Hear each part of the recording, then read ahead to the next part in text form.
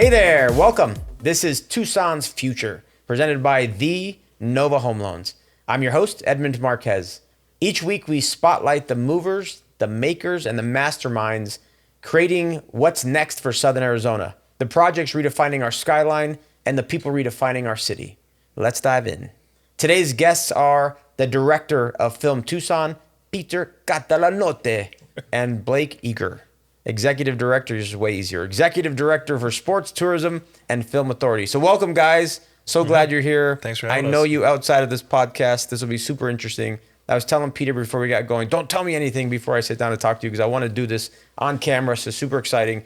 So if you see any movie filmed here, which hasn't happened as much as it has in the past, I'll just throw that out. We'll get into that. We're going to get into that. We're going to get a little scrappy, Latino and Italian. Like, it's going to be good. Then the white boy off the side. But it was going to be good. You and me, baby.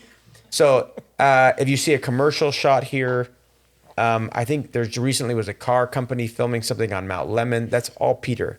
Everything goes through Peter's office. This will be super interesting as you learn about what Peter is involved in that's being filmed. But it might even be more interesting for the deals that are brought to you that we don't do. There's got to be deals that we just don't win, right? Because Georgia's been kicking butt. New Mexico's been kicking butt. Yeah, it happens. Yeah. Oh, sure. Yeah. But I want to hear them because there could be like Spielberg wanted to film the next E.T. in South Tucson, but we didn't win the award. So like, that'd be super interesting, by the way. So, okay. So Peter, we're going to start with Peter, if you don't mind, Blake. That's cool. I don't mind at all. All right. I don't piss you off. Yeah. So I just want to hear about what's happening in your world. Give us a mile high view and then we'll start drilling down. Sure. Right now, things are just starting to ramp up. I'm sure anyone watching would know. In Tucson, it's scalding hot. We're just getting out of the scalding hot season. During the scalding hot season, no filming takes place whatsoever. No one wants to come here to film during the summer, but fair enough. Where are they filming during the hot time? They're going to back east. They're going to other parts of the country and the world that are the temperatures are much more manageable. I gotcha. So our busy season really starts in October. And then pretty much ends in May. Sometimes June, there might be something that goes a little later, but typically people don't want to film here when it's so hot. Even the film industry gets the hell out of here in the summer. Yeah, okay. And it's really for the safety of the crew. And actually, truth be told, the equipment as well. Some of the cameras can jam from excessive heat or shut off. So we're just starting to ramp up into our busy season right now. The nature of our job is such that we can't talk about some of the things we're working on. Here you can, though. This is a special bubble. It's safe space. Right? You do whatever you want here. Yeah. Then talk about what we've done then. Sure. You can talk about that. So I can talk about the things that shot last year. We had a feature film called Choir Practice starring Danny Trejo that was locally produced. So we're really proud of the filmmakers. Sally Shamrell. There you go. Yeah. We were really excited to see them moving forward. I know it's something they've been working on for a while, and to get Danny Trejo here was huge. Sally Shamrell was on Channel 4 for years ago. Mm-hmm. I think she was a beauty queen back in the day. She might have been. She's still kind of a beauty queen, isn't she? She is. She's beautiful, but she also she's been in some movies as well. I think she was in the Marvel series, I think. And then she and her husband own the Cork. They bought Jonathan's Cork. That's so if you want to eat some emu or some of those strange meats there, they're delicious. Go to the Cork. Okay, so go ahead. Well, so she and her husband and a team of people really created this film, and they'd been working on it for years. And we're always excited when a local group gets the funding together and makes it happen. And then they got Danny Trejo to be in it. That was super cool. Great.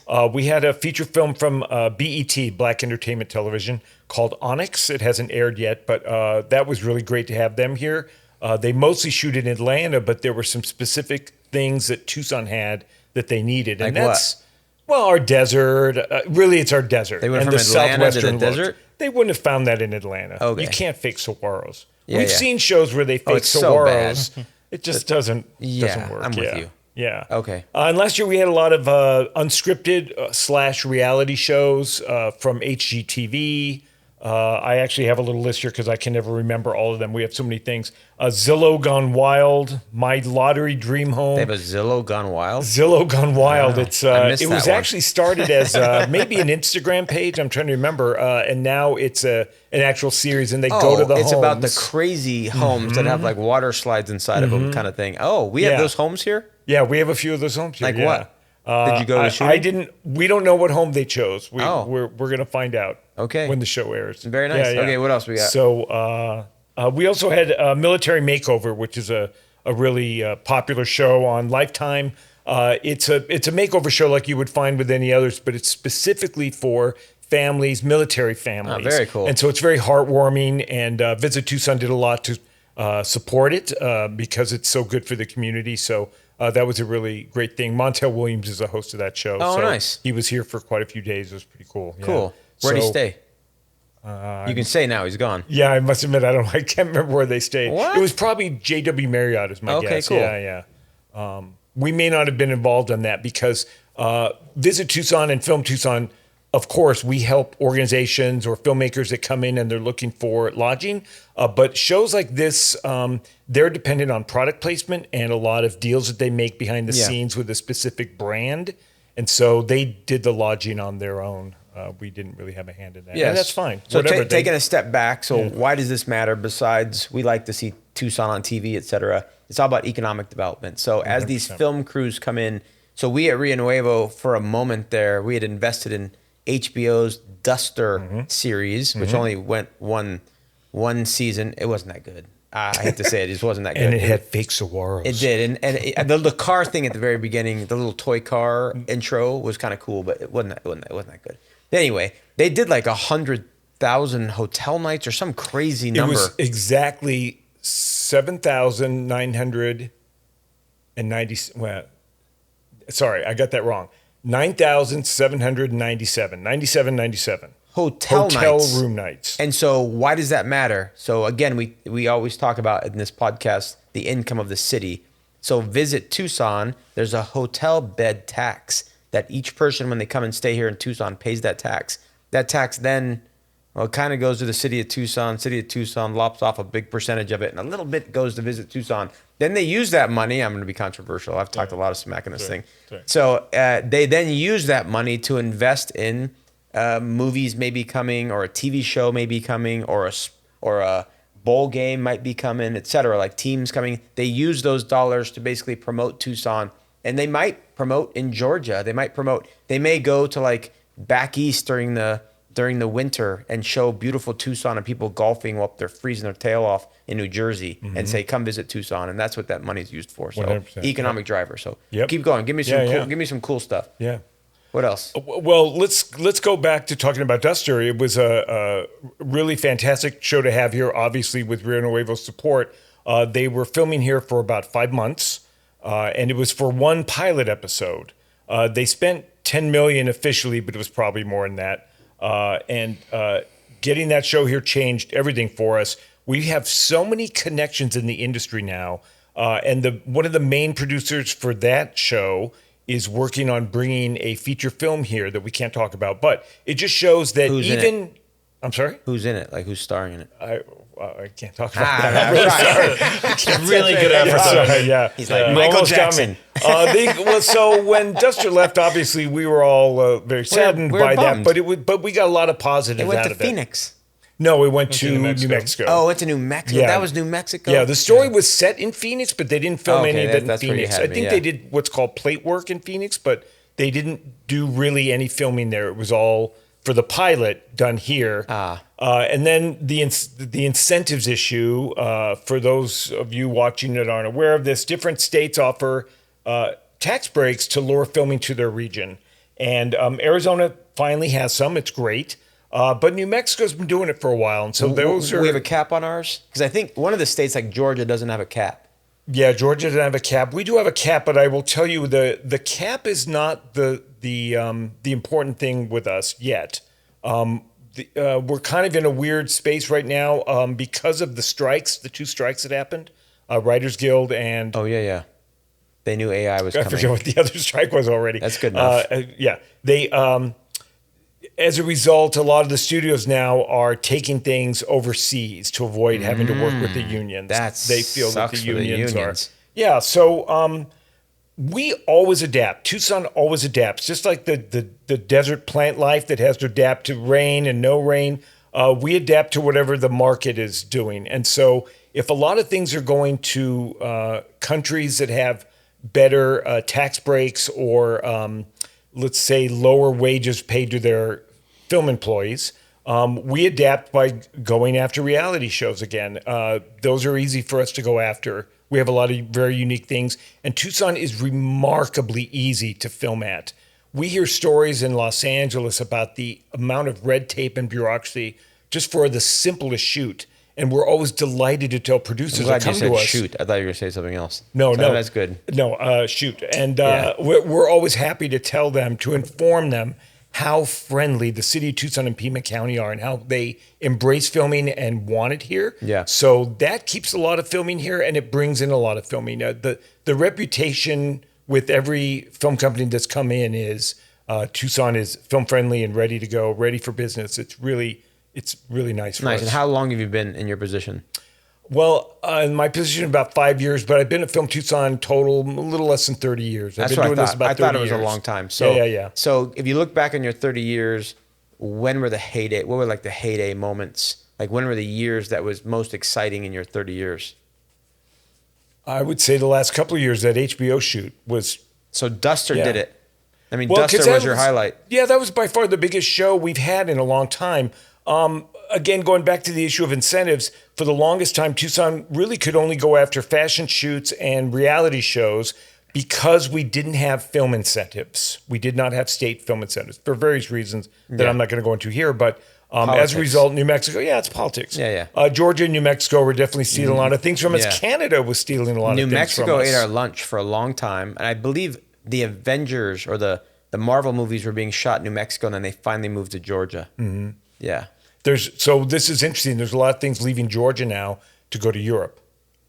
Oh, wow. To avoid the unions. Yeah. Marvel is? Mm-hmm. To avoid the unions. And then you have Albuquerque that had Breaking Bad. And the reason why they went to Albuquerque because it doesn't look nice to begin with. So it was really easy to do a crack show there. I'm just kidding. No, that's not No, you're fine. No, actually, many people may not know this. The original script for Breaking Bad was set in Santa Clarita, California. That was originally where it was going to be. Was it really?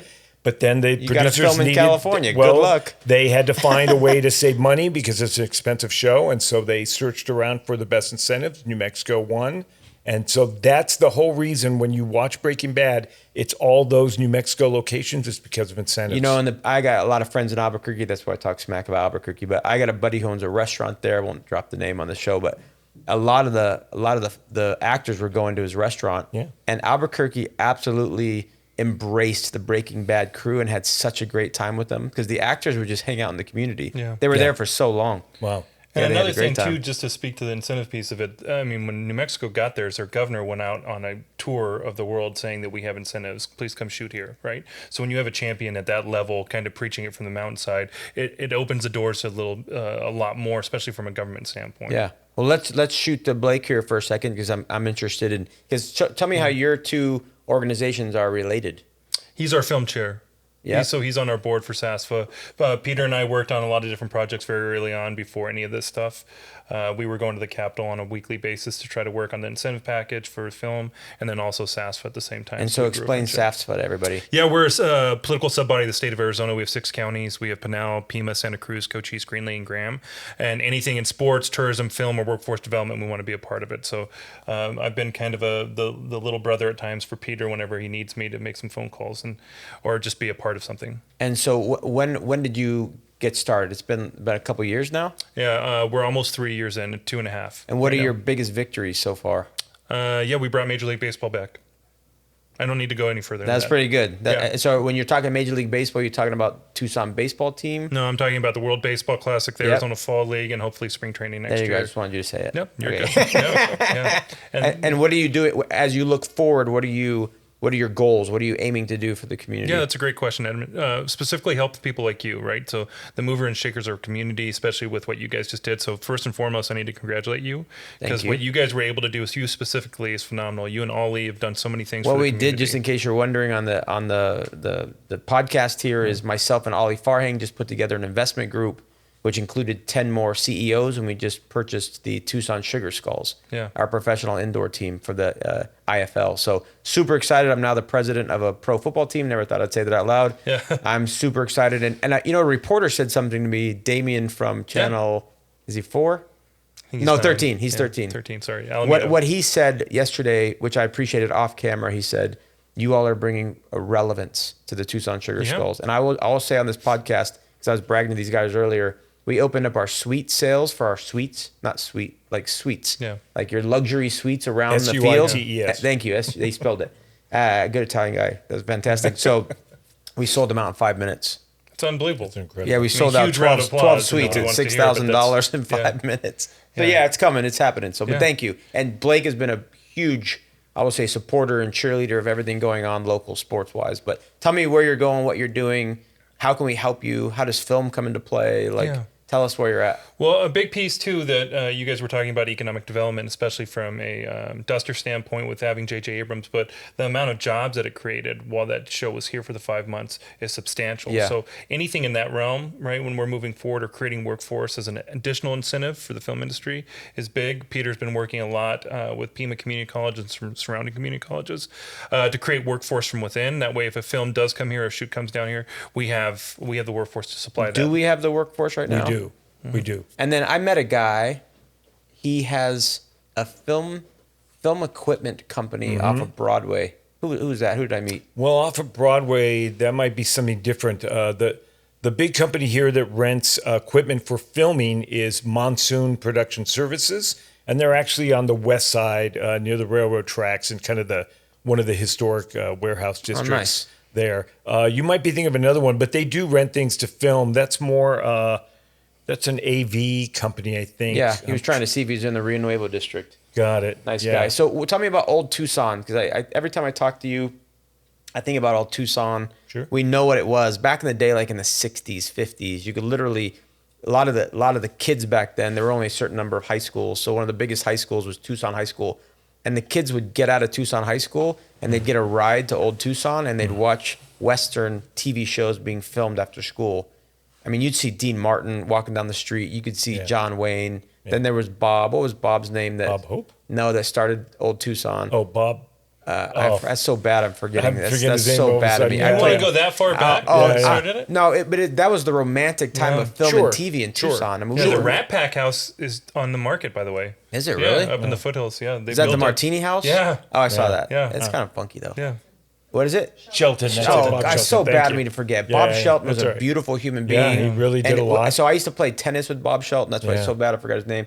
But Bob Shelton, he was John Wayne's business partner, and he was here in Tucson. So he literally he said he would have Paul Newman sleeping on his couch. It just when he'd crash out when he'd come to town. Yeah. He had a tennis court at his house, and Clint Eastwood would go over and play tennis. Yeah. And he told me that he knew he made it in life when he was in Rome.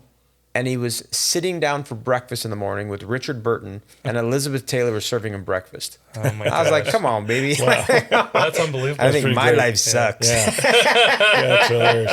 His stories were amazing. Yeah, they were Kathleen great. O'Hara, Oh, yeah. that was in The Yeah. Quiet Man with John Wayne. Yeah, he would yeah. drive her around in his convertible Cadillac during Tucson. That's I mean, incredible. those are romantic times, right? Sure, That's sure, amazing. sure. So Old Tucson. I remember the night I was driving down I-10 when Old Tucson was burning, and I could see this You could see it in the massive distance. orange glow. Yeah. And it made me so sad as a Tucsonan, as I knew something bad was happening, and I learned. I think I was in high school. I learned that was Old Tucson burning down. So they rebuilt it. It became more of an amusement park. It had suffered for some years. I appreciate the Diamond Ventures kind of holding on to that property as long as they could. And then it got purchased by a pretty big conglomerate that I think has something to do with like trains or something. Railroad company out of Durango. There you Yeah. go. So where is it today? So actually, they didn't purchase it. They're just the managers of it. It's still Pima County. Pima County owns it. It's Oh, Pima so County Diamond had a property. lease. Yeah. Okay, all That's right. exactly it. Yeah. Well, right now they're going through Nightfall. It takes place in October. That's their big breadwinner. Which is fun. That's a ton of It's fun. a ton of fun. Scare If the you like hell out of you. Yeah, it's very I scary. don't like that. Yeah. I think we have enough stress in our lives. Why the hell would I want someone to scare me? I man? just have to look at my You can computer go to, every morning when I wake up. Exactly. Right. You can go to what was it, Knott's Berry Farm or something, and they'll Yeah. scare the crap out of you. Sure, Like, sure. I'm not paying for that, man. Like, Right. who wants? I'm already stressed enough during the day. I don't need some Yagoff jumping off and scaring me. Okay, sorry, we segued. No, We it's segued. okay. Well, so Old Tucson, as usual, we take filmmakers there to scout it as a potential location, as well as Mescal, which used to be their Mescal's sister big. city. Yeah. But that's outside of Tucson. They both have their advantages for filmmakers. So we always make sure that they get to see everything, including Gammons Gulch. That's another Western town what? we have. Gammons Gulch. Gammons Gulch. It's not far from Mescal. It's somewhat close to it, but you have to take some back Wasn't roads to get to Unforgiven it. filmed here? Did No. we not have that? I thought there was another big Western that came out. The Quick and the Dead? Maybe the Quick Quick and and the the Dead Dead. with Yeah, Sharon that Stone, was- Gene that Hackman, was- and Leonardo that was in DiCaprio. Mescal. Yeah, So we that had was all in Leonardo Mescal. DiCaprio Yeah. here. Yeah. Would we win Very that young. nowadays? Hard to say. The complexities of why a project comes here or doesn't come here, it's so much more complex than in Bob Shelton's day because the incentives mean everything now. Yeah. And so New Mexico has a lot of Western towns.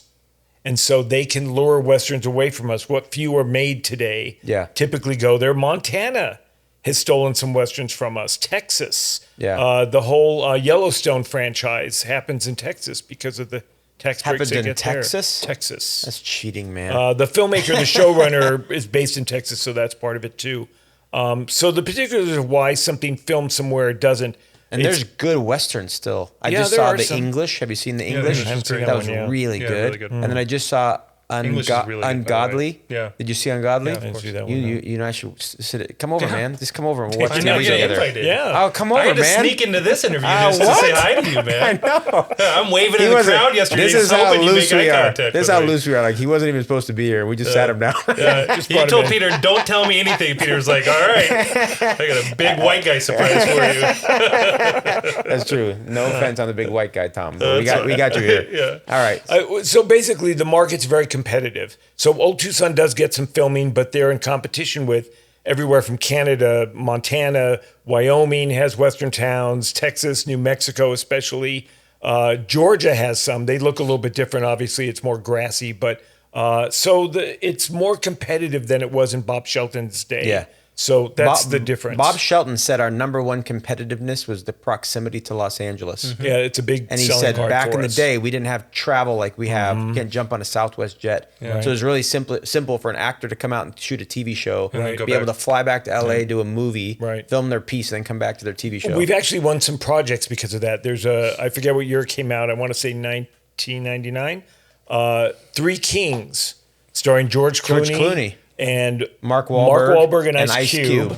Yeah. It's set during the first Iraq War. They filmed all of it except for one little scene in California. They filmed all of it in a an abandoned mine outside of Casa Grande that we found for them. Really? Yeah. So the Warner Brothers came in. They built an Iraqi village there. The whole thing was filmed there again, except for one little scene.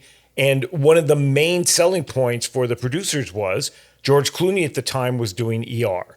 And so he had to go back and forth to the set quickly and I heard that. efficiently. Yeah. And so that was part of what the producers liked, that there were something like 15 direct flights to LA. So they weren't going to green light him doing that movie unless he could. ER wasn't unless he could Correct. get back and forth quickly. you are correct. So sometimes Yeah. that proximity gets us a show. It's pretty exciting when that happens. Yeah. As we semi-aim to wrap up, I'm going to just give you my perspective, then I have a question for both of them.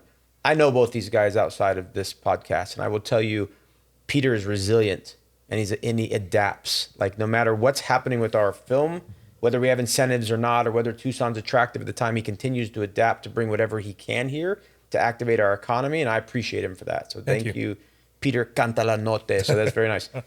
Blake absolutely loves our community, and he loves it through a sports lens, right? And he wants to do what we can. We as a community need to continue to embrace our local sports, whether it's Tucson Roadrunners, whether it's FC Tucson, the new baseball team, whether it's Fall Classic, whether it's the Mexican Fiesta Everything. Baseball Classic, whether it's Tucson Sugar Skulls, right? Yeah. We just got to make sure that we support. So just give me very simply, what's your vision as you move forward? What are your hopes and your vision? And think high. I mean, have a high bar. Like, what are your hopes and visions for film in Tucson? Sure. My hope always with Arizona is very high. I'm hoping that the incentives we have right now are strengthened by legislative process to make them more competitive, specifically with New Mexico. That would be my big dream. And then we will kill it. Our weather, our crew base, our ease of filming, we could kill it. If our incentives were tweaked just a little bit better, we could do even better than we're doing now. So simple secondary question, because I've always wondered, and it's great I get to ask you here. So is there an ROI for the state legislature with tax credits? Because I know that the film company spends a certain amount of money, they get a tax credit. They then take this tax credit, if you're wondering, and they put it on the market, and they sell this tax market for whatever percentage of the credit, and then they're able to basically use that money to help them fund their film. Yeah. Is the state legislature making money on this? Or are they losing no, money? the legislature's. The state is making money in this, but I should correct you. It's not. They're not selling a credit. That's called a transferable tax credit. We don't have that. Oh, I thought that's what that was. No, this one's a little bit different. But I will say, really, for me, this is no different than all the other incentives that the state offers to lower, name it, Amazon, whatever company you want to name. It's no different. The reason these things exist is because they do bring in the business and they do hire the locals and they do pump money into the hotels and restaurants. These things are a win-win. Then why would a legislature push against the tax credit? Oh, we could have a long conversation Give it about to me that. in one sentence. Is it just some politics? of it's political ideology, which I understand. The argument being that government shouldn't be weighing in on the free market. The free market should be completely free. I understand that argument. You don't I really incentivize, do. you're not competitive. I mean, there's the Rio Nuevo perspective. Yeah, the market isn't free because all the other states are offering incentives and we're not. So now the ball game's happening and we're in the nosebleeds watching from a distance.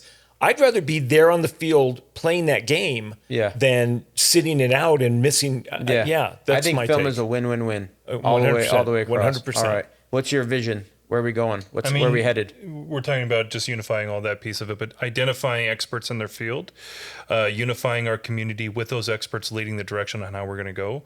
I mean, right now you're talking about working with companies like Garmin, Major League Baseball, Arizona Fall League, and then having Snoop Dogg Arizona Bowl here. I think we have all these things moving in the right direction. I don't think we're doing the best job we possibly can of unifying the community and having the right people lead that direction. And I think that's what we want to do. Amen. Well, I'll tell you from the Tucson Sugar Skulls perspective, we're all in. Yeah, and we will absolutely. work with. I'm already working with FC Tucson. Already working with the Roadrunners. Yeah. We yesterday from stage at our press conference, I announced a 1 ticket for the 3 sports. And that's what the media caught on to. And we're all in. We're already talking about it. So those things are happening. So the other stuff that we're talking about too, Edmund, is finding out a sports and entertainment media component. So the question has been and will be, why aren't more people going to games here? Because I do believe we are a sports town or we're an entertainment town, but I don't know how people are getting their communication. So having a specified media company that is able to now put the same thing that you're talking about under the same umbrella and everybody's working and voicing their same concerns and getting those answers is going to be hugely beneficial to exactly what we're doing. Yeah. I'll tell you, I'm going to let the cat out of the bag on something we're working on. So Tucson Sugar Skulls, if you look at the TCC, it's U-shaped. There's a big wall and it's U-shaped, right? Our arena. The corners, if you look at the heat map of where people sit, people don't sit in the corners. They just don't. So we came up with an idea for nonprofits. And while I was driving into downtown right now to meet you all, I thought, I'm going to expand this to high school sports. So we're telling the nonprofits, the least expensive tickets around $19. Yeah. So we will sell that $19 ticket to the whether it's a high school sports team or whether it's a nonprofit for $10, and they go sell that ticket for $19. Yeah. So they make a pretty good upside on the ticket, and then we do a 50-50 within the game so that they can make money on a 50-50. Then we highlight the high school team and or the nonprofit during our games, and we fill those seats. Right. So we just have to have access. And I think we need to do a better job of going out to the crowds and the people and really engaging with them and inviting them into our sports teams. Because we as City of Tucson, if we can fill those seats, whether it's FC Tucson, Roadrunners, Sugar Skulls, Tucson baseball team, whatever, we have more value as a franchise and we have more money to invest in the quality of the game day experience. Period. I mean, listen, Emden, you hit the nail on the head. The thing that we haven't done a great job is connecting with our youth and connecting with older adults, right? Those are the two groups that usually tend to go to sporting events the most or to entertainment events the most. So what you're saying right now is connecting the school piece to the professional athlete standpoint. Now you're creating general talent and general fan base, right? The only reason why I'm a Packers fan is because of my dad. The only reason my dad's a Cubs fan is because of me, right? So it's a transferable stage, and we're going to continue to be those fans for the rest of our lives, and then our kids and those kids and those kids. So what you're doing is absolutely correct about it. We're on. Awesome. Well, thank you, gentlemen. Yeah. Thank you, man. This is amazing. No, we're having fun. Yeah, thanks, Peter, for letting me kind of get in your way a little bit. Sure. Let's do this again tomorrow. All right, I'll be here. I'll stay on the couch. Thank you. That's it for this episode of Tucson Future presented by the Nova Home Loans. I'm Edmund Marquez. Thank you for listening. Be sure to follow the show on your favorite podcast platform and share it with others who care about what's going on in our community. And don't forget to visit novahomeloans.com. Thank you very much. We'll see you next time.